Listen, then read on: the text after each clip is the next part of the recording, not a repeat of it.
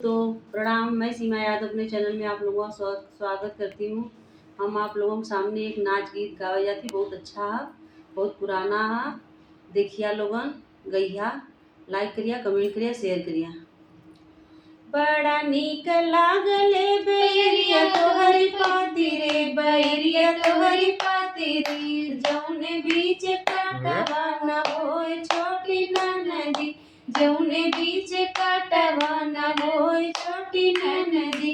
बड़ा नीक लागला ससुरवा तोहरी बोली हो, ससुरवा तोहरी बोली हो, जौने घर सासु जी न होए छोटी नदी, जौने घर सासु जी न होए छोटी नदी।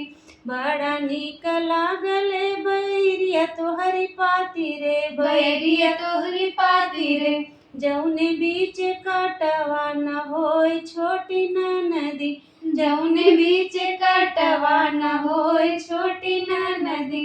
बड़ा नीक लागला भसुरवा तोहरी बोली हो, भसुरवा तोहरी बोली हो, जौने घर जेठानिया न होए छोटी नदी, जौने घर जेठानिया न होए छोटी नदी।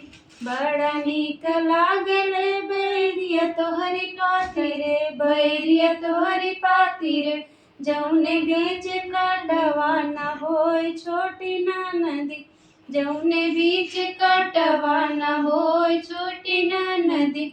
बड़ा नीक लागला देवर जी तोहरी बोली हो, देवर जी तोहरी बोली हो, जौने घर दरानिया न होए छोटी नदी, जौने घर दरानिया न होए छोटी नदी।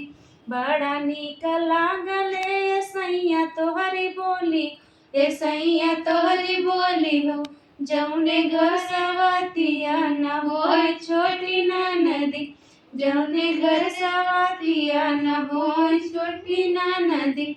बड़ा नीक लागले बैरिया तोहरी पाती रे, बैरिया तोहरी पाती रे, जौने बीच काटवा न होए छोटी नदी, जौने बीच काट